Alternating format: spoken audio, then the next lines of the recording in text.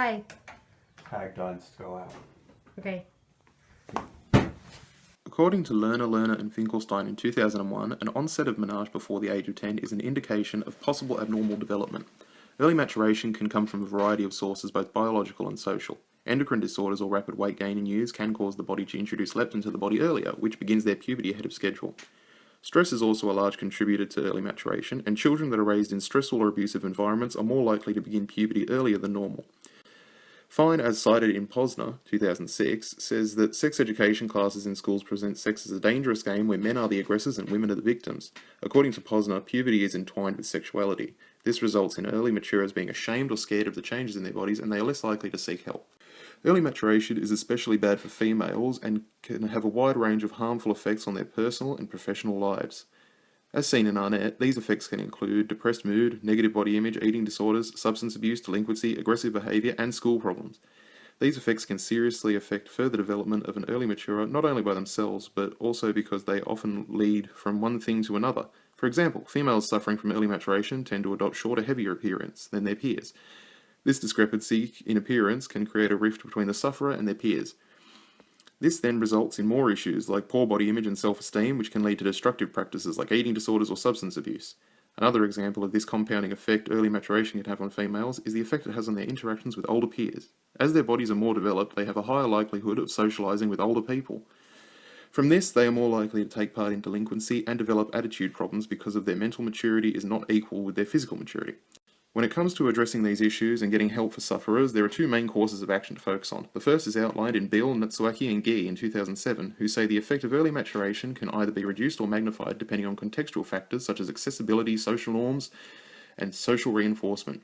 Because of this impact that support can have on early maturers, it is important to encourage support for the sufferer at home and at school while involving teachers, parents and peers as well as the sufferer. The similarities seen between peer groups, cliques, classes, friendship circles, etc. are brought about by two processes, peer socialization and peer selection. In peer socialization, a student's behavior is influenced by that of the peer group, i.e. peers cause the behavior in the individual.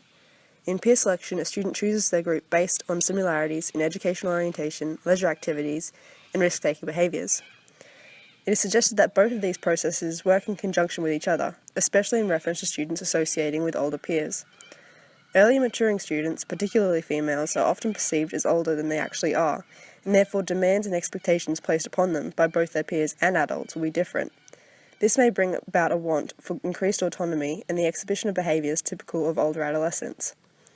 Given that risk-taking behaviours in adolescents tend to increase as they age, it can be assumed a young adolescent exhibiting non-normative behaviours, such as increased risk-taking, would choose to associate with an older peer group more similar to themselves in such behaviours. Peer selection. Conversely, once this student enters the older friendship group, it is likely that they will become more aligned with the normative behaviours of that peer group, i.e. participation in certain behaviours will increase or decrease depending on the participation of older peers. At the same time, if either the parents or the young adolescent distances themselves, the bulk of socialization will become the peer's responsibility, and therefore the young person will be more likely to engage in the older peer's norm activities. Older peers can have a positive influence on younger students. Often used in mentoring programs, older students can act as a buffer for younger students at risk by facilitating adaptive development. Children associating with older friends report that they felt protected by their older friends, as well as being able to engage in activities requiring greater skill than what similar-aged peers possessed, and being able to gain knowledge or insight. For these reasons, many gifted children tend to surround themselves with older students. Unfortunately for Kayla, her older friends are known to engage in taking illicit substances. Older students may facilitate this risk-taking or deviant behaviour by peer modelling, voicing biased perceptions about substance use, and increasing availability. Australia has experienced a long history of linguistic diversity under its original inhabitants, then British colonials, and later by varying waves of immigration. This has brought about a modern nation that shares such a vast diversity of nationalities, ethnicities, and languages. Because of this diversity, many Australian students fall into the category of language background other than English, or LeBoat. The Department of Education and Training understands that the Australian educational system currently holds a large number of LeBoat students, and that this LeBoat status that they have will indeed influence in some way or another on their educational aspirations and learning outcomes. According to the New South Wales Department of Education, up to 33.1% of New South Wales government school students are from Laboat families. This figure states that 1/3 of the government school population are from Laboat.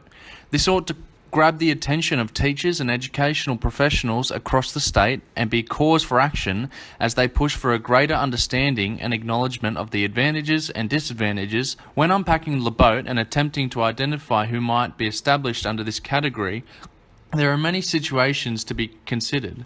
One study acknowledged that it may include newly immigrated peoples with limited English, Indigenous students who speak non-standard English, competently bilingual students, students whose parents speak another language at home, and also students who are in language transition. Each of these are potential situations where a student may experience a language background other than English. Another study noted that some of the issues faced by Laboat students may include unacknowledged literacy capital, binary data collection methodology, and language hierarchy or cultural capital bias. Each of these can be experienced in the classroom, whether under the ignorance of a teacher or peer, or implied cultural hierarchy in the syllabus content they are expected to learn. Furthermore, students who come from Laboat may be at risk of curriculum alienation as the cultural linguistic capital they possess is from a language background other than English. There are many complexities when trying to assess learners who come from Laboat, as they may have cultural and educational capital in a non-English language. One problem in dealing with Laboat students is the underappreciation of where they came from and how well they may have been educated in their primary language. Where in some cases they may have had limited or no previous education, other Laboat students could show great literacy capital in their primary language, and this must be acknowledged and appreciated. Overall, there are many eye-opening schools of thought that students with a language background other than English can bring to the Australian classrooms. And so this issue must be understood and appreciated properly. According to the SESE, Australians can speak some 400 different languages or dialects. And because of this wealth of language in Australian schools, the Australian educational system has the potential to lead the world in cultural diversity. What did you want to speak to me about today? It's about a student in my class, Kayla. She's told me she's having some trouble in class lately, but she really wants to do well, so I figured she needed some help. Okay, and what kind of things do you suggest? I wanted to place her in a mentoring group with some of the older students.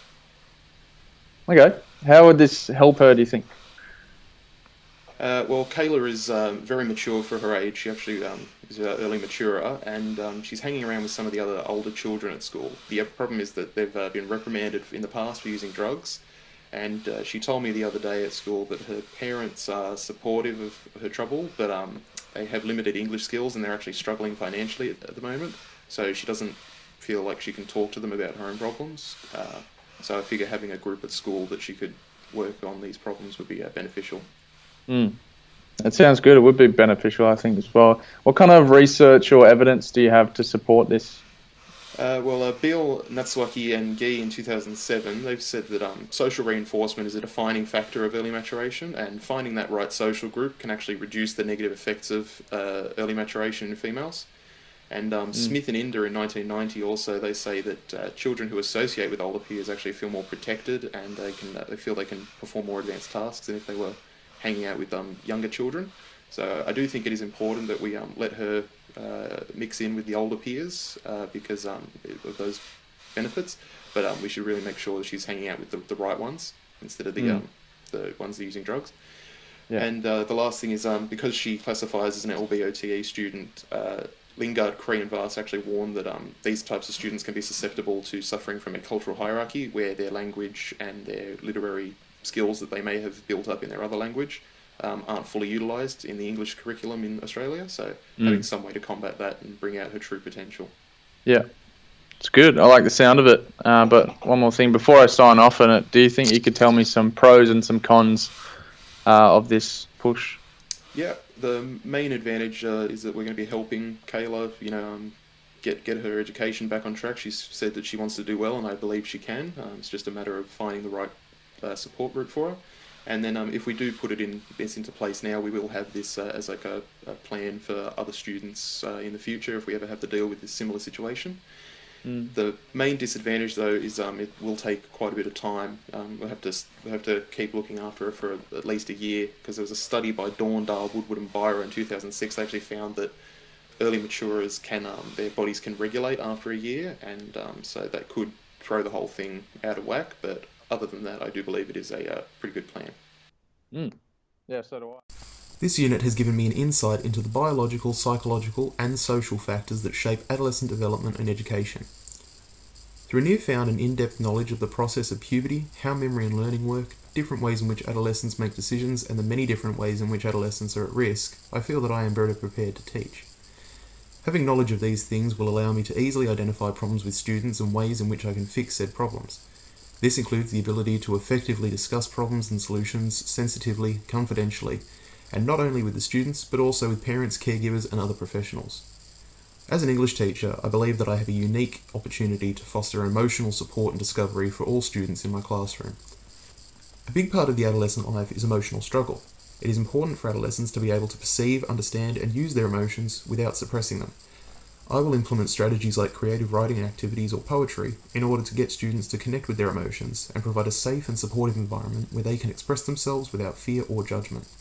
A deeper understanding of adolescence also gives me the knowledge to know what texts I can choose for the students. I will be able to choose texts that I know the students will enjoy and they will be able to effectively study and generate ideas about, because I now have some insight into what makes up the adolescent mind, body, and soul. Adolescent development is much more complex than what I first assumed. Having some knowledge about the many aspects influencing our adolescents' behaviour helps me appreciate and empathise with their challenges and teach to their strengths. As a science teacher, I believe it is my job to not only teach my students how the world works, but also to develop their critical thinking skills. In my classroom, I will try and use constructivist practices and use problem-based assessment where appropriate in order to achieve this development. My increased knowledge on memory function and cognitive load has practical uses in creating lessons and programs as a whole, keeping in mind teaching practices that cause cognitive overload. The influence of peers is especially strong in adolescents, and their presence causes hot cognition circumstances, increasing risk-taking behaviour. This can be used in the classroom by utilising group work, where peers can encourage educational risks, such as choosing harder assessment topics and giving class presentations. Creating cognition context is also important, especially for exam-based assessment, such as the HSC. In this case, reducing contact with peers, for example by separating desks, is an important practical implication of this knowledge. I want to ensure my students have all the tools they need to avoid unnecessary risk and make healthy decisions, as well as to foster resilience. I believe this can be achieved at least part of the way by explicitly teaching my students the biology of the adolescent brain and body, with the intention of empowering them and constructing positive discourses around puberty. This unit has helped me to explore different research findings and teaching pedagogies that are centered on the notion of adolescent development. Throughout my time in this unit, I've learned that there are so many interesting physical and psychological developments that take place in the adolescent period. Within this, I've noticed that there are so many ways teachers can play an important role in facilitating the healthy development of their adolescent students. According to the research discussed in this unit, teachers can facilitate their students' healthy growth by meeting cognitive, mental health, and social emotional needs of their students. I've grown to learn that there is a reciprocation that takes place where teaching impacts upon adolescent students. Simultaneously, adolescence affects the very teaching pedagogy that an educator will use. One way that this has influenced my personal teaching approach in the history KLA is through considering the specific strategies I could implement to support students' well-being, safety, whilst also working sensitively with parents and other professionals. One key way I can implement strategies is through understanding social emotional learning. One piece of research I attained from this unit was from the National Research Council and Institutes of Medicine 2000. They stated that socially and emotionally competent children are confident, have good relationships, can communicate well, do better at school, take on and persist with challenging tasks, and have a sense of mastery and self-worth, and develop the peer and adult relationships necessary for them to succeed in life. This discovery led me to consider how I can create opportunities in my history classroom to facilitate social emotional learning. One way I came up with was to build a historically founded empathy tasks in which the students would role-play superior and inferior or perpetrator and victim characters from real historical events. I believe that this task would facilitate empathy from differing peoples and different races, cultures, and ethnic groups, therefore helping adolescent development of relationships through social and emotional learning. I'm very thankful for all that I've learned from this unit, and I'm excited to apply it all in the teaching of my future adolescent students.